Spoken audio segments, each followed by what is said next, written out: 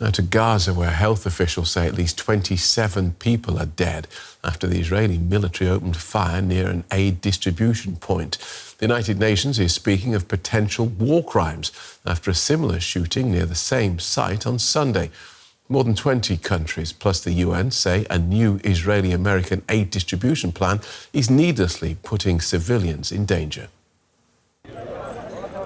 A third consecutive day of chaos and bloodshed at a new food distribution site in southern Gaza. Palestinians on their way to receive aid have come under fire and dozens are dead or injured. The Israeli army said it fired near a few individual suspects who left the designated route, approached its forces and ignored warning shots near the distribution site in Tel al-Sultan in Rafah. Aid workers say the dead were civilians trying to get food. These are civilians who went to get, again, for the third day in a row, civilians that went to get something to eat and they were attacked. We've seen gunshot wounds to the head and the chest, as I said before. A similar shooting in the same area on Sunday killed and wounded scores of Palestinians seeking aid, said the Gaza Health Authority. The shootings all occurred at the Flag roundabout, 1 kilometre from the distribution site operated by the Israeli and US-backed Gaza Humanitarian Foundation. I headed out at 3 a.m, got there and got shot at, so I lay on the ground. At 5 a.m, I raised my head and saw people walking out with aid. But what about those martyrs left on the ground? The centres are located inside Israeli military zones, a system that Israel says is designed to stop Hamas from stealing supplies intended for civilians and using them to entrench its hold on Gaza. The United Nations has rejected the new system, saying it doesn't address Gaza's mounting hunger crisis and allows Israel to use aid as a weapon. And we can now bring in Rosalia Bollen. She's a spokesperson for UNICEF, the United Nations Agency for Children. Rosalia, another incident in Gaza around an aid distribution centre. Under these circumstances, how can people access aid at the moment? I mean, clearly, they hardly can. The images coming out of Gaza speak for themselves. People are caged up. They have to wait under the sun and then rush to a limited quantity of aid. Obviously, those families who can will try to send the strongest family member, a young man if possible. But what about single mothers who have young children? They can't leave their children in the tent, and they definitely won't be able to compete with younger men. What about the elderly, the sick, the disabled, the injured? None of those very vulnerable categories of persons stand a chance getting their hands on aid distributions if they're managed in this way. They're managed in a very dangerous way. People are getting injured and killed, and they're also really ineffective and undignified. We know that families are hungry.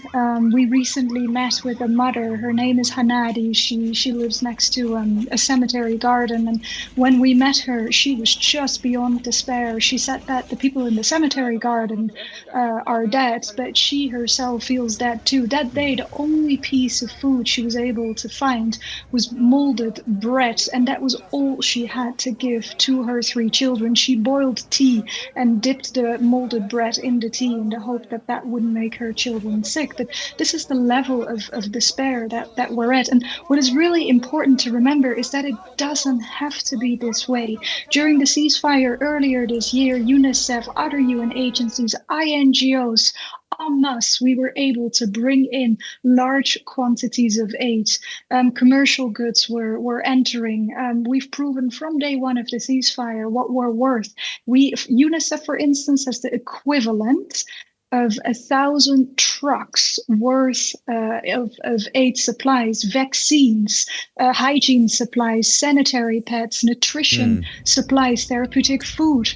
It's ready to be brought in, and we know how to deliver. We have hundreds of sites where we're operational throughout Gaza, so we come to the people. Families don't have to walk kilometers under the burning sun with very limited access to clean water.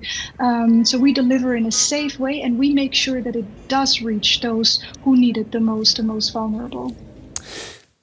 You referenced the limited supplies of aid that actually reach Gaza. Now, the Gaza Humanitarian Foundation is saying it's distributed 7 million meals in the last days. Does that not make a difference for the people who need it?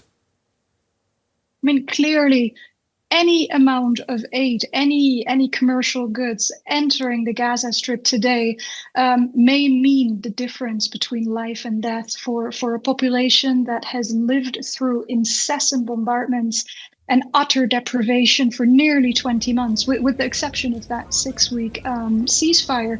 But if people, or if these supplies are being distributed under gunshots, when people's lives are in danger, the effectiveness of this aid is going to be extremely limited.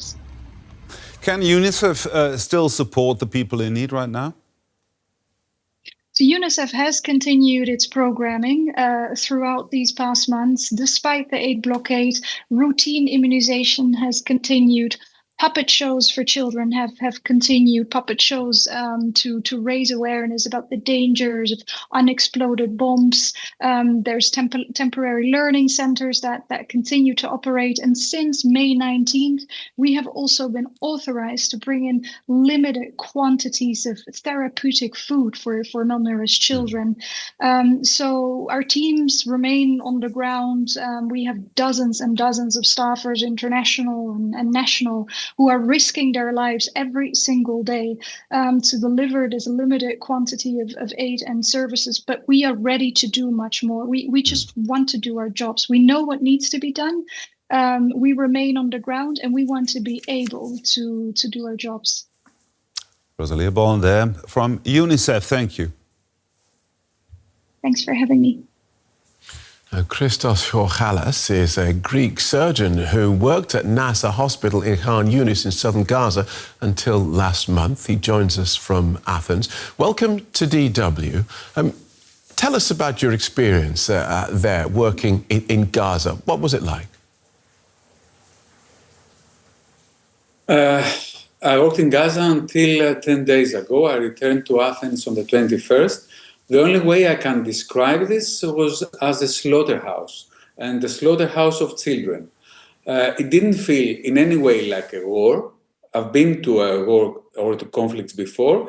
It felt like a big concentration camp filled with children and women, where bombs were continuously raining from the sky. I treated primarily children. I'm talking about children 6, 8, 9 years old, with shrapnel wounds, who have been burned, who have been cut into pieces by bombs. And this morning, I was talking with my colleague from the UK, a surgeon, a British surgeon working in Nasser Hospital, who was telling me that they had an influx of more than 100 injured that had been shot by the Israeli army as they were trying to get aid. Right. And you're doing this. Can you hear me? Yes, I can. I heard everything you said there, and that's very moving. And you're doing this in what sort of conditions? Because we hear that so many of the hospitals have been destroyed in Gaza. The conditions were very, very difficult. First of all, the food situation was very problematic. We were lucky as doctors to have some access to rations provided by All Central Kitchen, but that was rice. We're eating for 1 month just rice. But that it was a luxury that was not available for the vast majority of people in Gaza. And at the same time, there were very big things a lot of things that were missing in terms of materials, in terms of equipment, in terms of medications, while the hospital itself, where I was working, was hit twice while I was there. One, the burn unit was destroyed by an Israeli strike on the 13th of May. And then again on the 19th of May, the courtyard of the hospital, the main apothecary of medication, was also attacked and was destroyed as a result. So you understand the situations. Most of the doctors who have been working there, the local Palestinian doctors, have lost members of the family due to Israeli attacks. And at the same time, many of them had to come and work in the hospital while living in tents. They had to commute from their homes meaning their tents, and move in a very difficult and dangerous circumstances to reach the hospital. Listen, international journalists are not allowed into Gaza. The Israeli authorities have forbidden that. We can't go in there unaccompanied. Now that you have left Gaza and you see the coverage on TV, compare what you see on TV with what you saw with your own eyes. Do you think we're getting a full picture of what's happening there? I think what I don't understand is that there is a consensus, and I'm talking about a consensus among all foreign doctors, all humanitarians, every foreign organization that has been in Gaza, that this is a genocide in process, that the hospitals have been systematically targeted, that there has been no evidence presented that they have been used by any organization, Hamas or so ever. And I'm getting surprised that the talking points of the attacker side are given airtime. It's like you see I'm a doctor. It's like I'm talking about smoking, and someone keeps repeating the arguments of the smoking of the companies that produce tobacco. It doesn't make any sense. When you describe a subject, you must look at the independent and objective and scientific arguments. You cannot give the microphone to the one who produces the cigarettes. And it's the same in Gaza. I mean, I don't understand how the opinions of the doctors, of the humanitarians, of the UN are given equal time to the opinions of the attacking side, who's actually right now the president is the International Court and as a war criminal, indicted as a war criminal. Right, and you've given those thoughts very well. In time, we will see whether or not the international tribunals deliver a verdict. And of course, Israel refutes the accusations of genocide. But your testimony has been very powerful. Christos Theochalas, Greek surgeon, thank you so much for joining us on DW. Thank you very much.